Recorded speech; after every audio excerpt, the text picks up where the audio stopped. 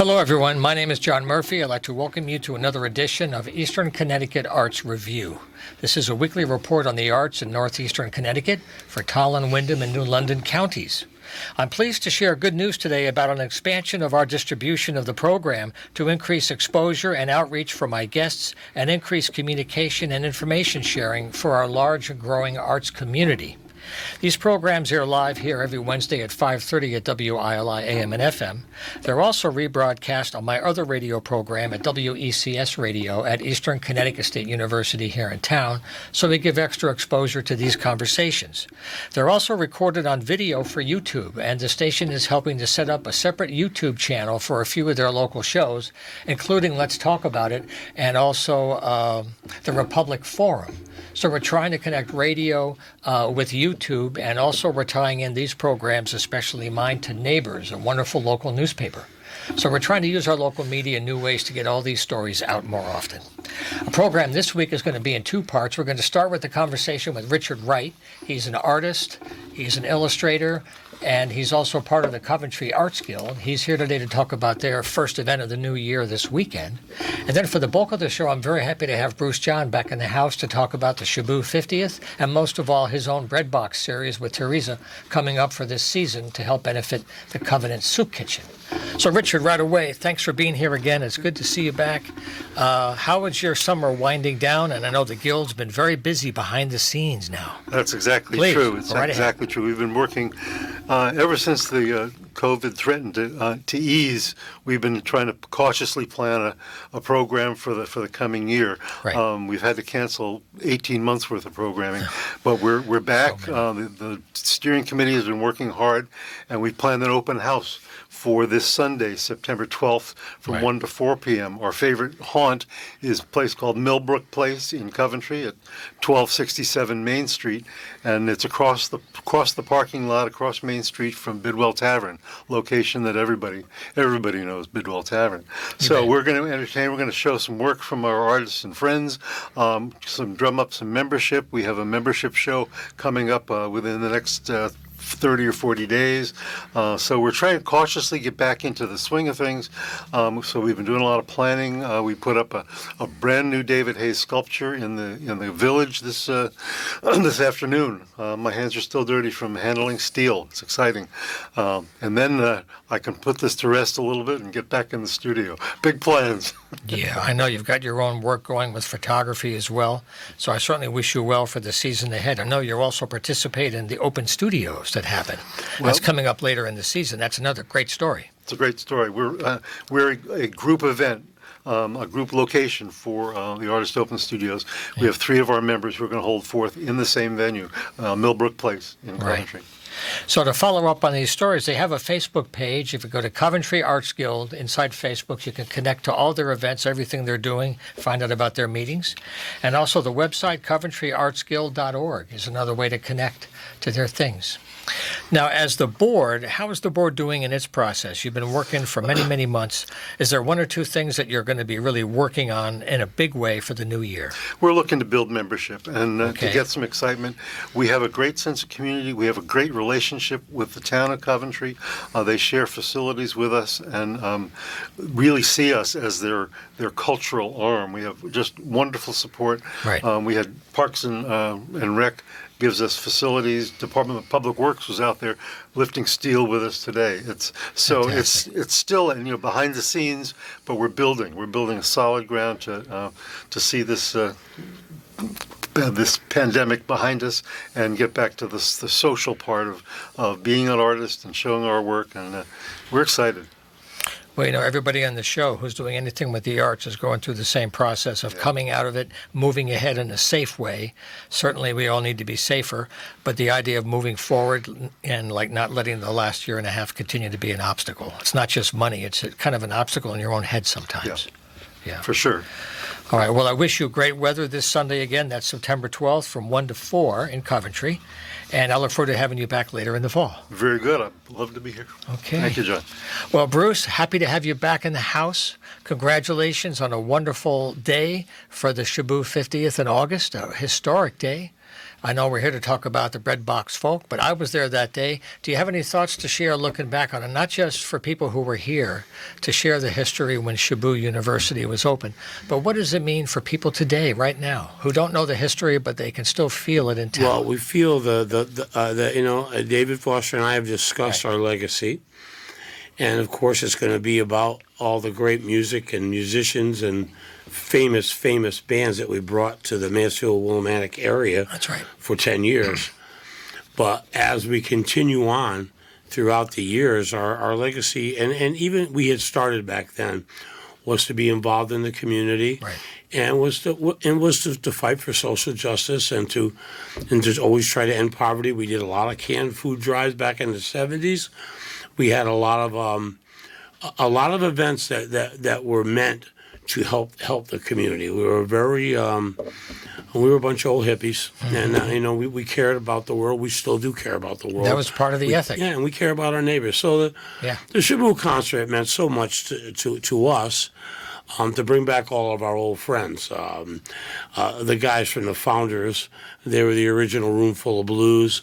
We brought back NRBQ. We brought back the amazing Tom Rush, Pure Prairie League, and Lefty put together a band of all of our favorites. Let's not forget the Beehive. James Montgomery, the Beehive Queen, Christine Ullman, and the voice like butter, Cal David from the Rhinestone, and John Cafferty from the Beaver Brown Band. These are all people that played at Shibu, and we all love dearly, and they're legends. I mean, so it was heartwarming to see that, and to see the crowd give such an amazing response. Yeah. It was a beautiful day. Yeah. And we had well over 3,000 people. It's the most we've ever had for any event. Right. We're still tallying up the amount, but I mean, it's going to be a real sizable contribution to the Covenant Soup Kitchen, which is what we always do. That's right. The goal is always to feed people. Covenant Soup Kitchen has done 1.4 million meals since COVID began in March.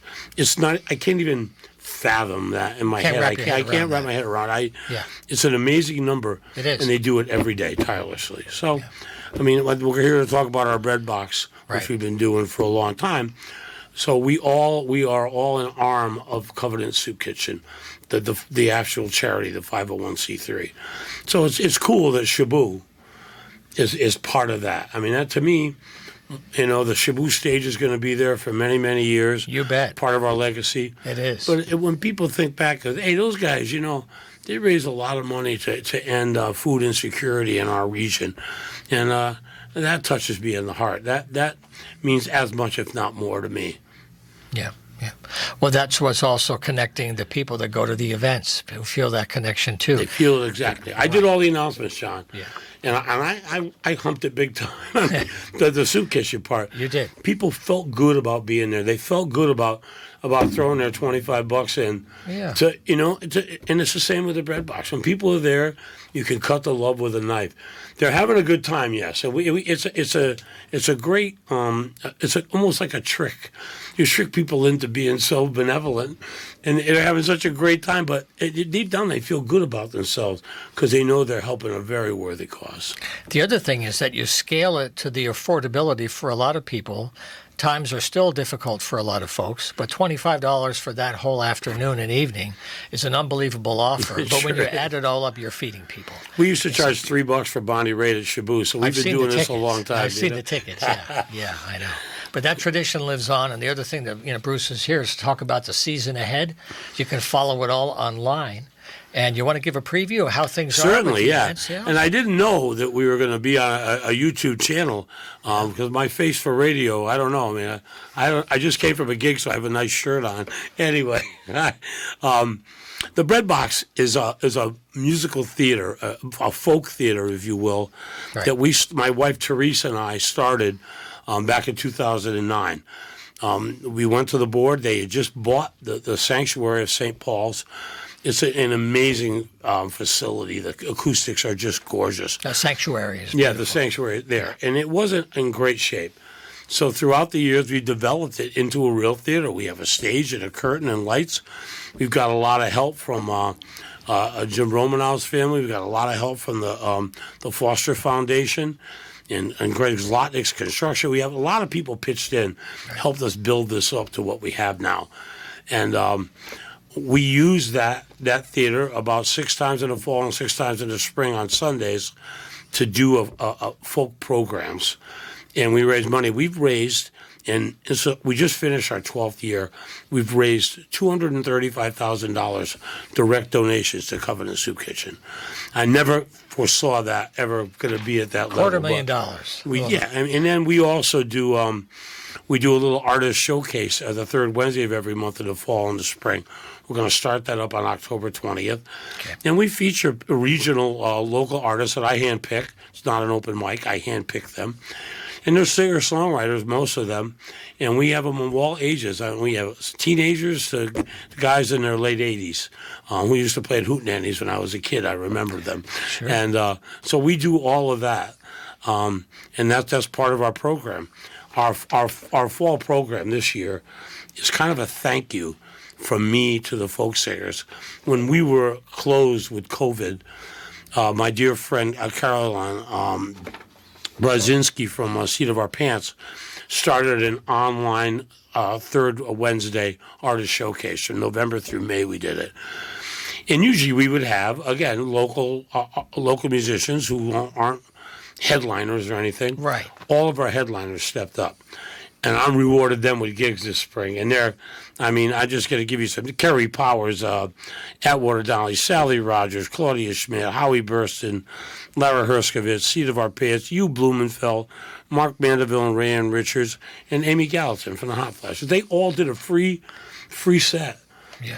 on these nights, and we made money. We made thousands of dollars virtually with them, just giving of themselves, taking the videos of themselves at their homes and transferring them over to us.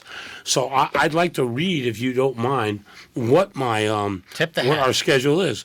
We're going to start on Sunday, October 24th. We always do Sundays at 4 o'clock. We have the Amazing Mad Agnes, which is maybe one of the premier bands ever, folk bands. Their harmonies are they're like silk. They're gorgeous. And then Kerry Powers, who maybe one of my favorite entertainers in the world. I mean, she's just amazing. That's a double bill. And then on November 7th, we have one of New England's premier folk groups, Atwater Donnelly. And then I call them the Pomfret Connection. And these are 3 real folk singers. They live it, they walk it, they talk it, they walk the walk. Sally Rogers, Claudia Schmidt, and Howie Burston are going to do a set together. And they know Atwater Donnelly, so I expect some collaboration. I always love seeing all of them. They're just, they're sing of the people. They're the voice of the people. Things happen.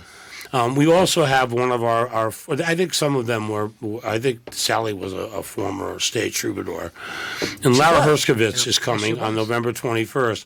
Again, she was a former state troubadour, and she's a marvelous singer, songwriter, and human being.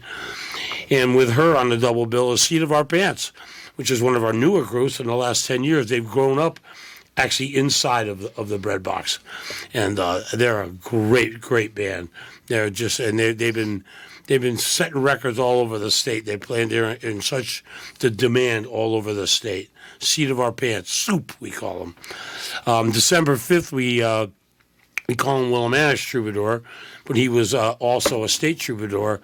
The great Dr. Hugh Blumenfeld, I call him the doctor, because he went and got his medical degree. Yes. Midlife, and he does. I don't even want to talk about that. Well, he does so much stuff for the community with his doctoring and his medicine, but his music is still the best. One of the best songwriters I've ever heard. He's with his band Faithful Sky, with Jeff Bookbinder and the great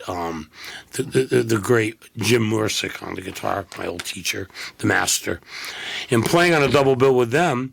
And he just got married, I think, a week ago. Is Mark Mandeville and Rayanne Richards, and they're from just north of the border here in Connecticut, on the Mass border. And what struck me about them when they were very young, this is probably 12 years ago, is that they walk. They walk the length of the Massachusetts border every summer. And they go from town to town on foot the old Troubadour school, style, like yeah. Woody Guthrie Yeah, and yeah. and Leadbelly and all those guys, and Sonny Terry. They walk from town to town and do concerts. I love that. That's folk music. I mean, that's the real deal, and they are very, very good. The set they did this past winter was just the best I've ever heard them. They're coming with their band, and that's what they did online. I hadn't really heard the whole band. Right. They are just excellent. And then we're going to wrap up our series with, if you're not in the holiday spirit by December 19th, you come see the Hot Flashes with Amy and Gail and Peggy and, Yep. and the boys from Stillwaters. I mean, Roger's the number 5 dobro player in the Yeah. world. I mean, when Jerry Douglas wants to hear a dobro, he puts on Roger Williams' CD. And these are the best. They practice all summer singing Christmas songs, and they'll be there. They'll be there on December 19th. We're working on getting Big Al to come back. We have a makeup date for Jonathan Edwards in May because of Okay. COVID, May 21st. You bet. And the season tickets are at breadboxfolk.org. They're on Eventbrite, and they're very, very inexpensive. And every dime after we pay those bands, which they charge us half price, Yeah. we give to the soup kitchen. Yeah. So please come out and support the Bread Box. We're probably going to mask up. We're probably going to show some vaccinations, probably. Very nice. Make everybody feel comfortable and safe. Great and idea. We'd love to see you starting October 20th. Okay, well, I wish you a wonderful season, Bruce. We'll look Thank you, forward John. to seeing you again maybe in December. We'll start talking about the spring a little bit later on in the year. Well, please, Thank you again for all your good work at Therese as well. our joy. And Richard, I wish you a good luck with the Coventry Arts Guild. Good luck, Richard. All righty, well, our time always flies here. This is the Eastern Connecticut Arts Review. We'll be back here again next Wednesday. If you'd like to get involved or have news to share, just send an email to john@humanartsmedia.com. So you take care, and we'll see you next week at the same time.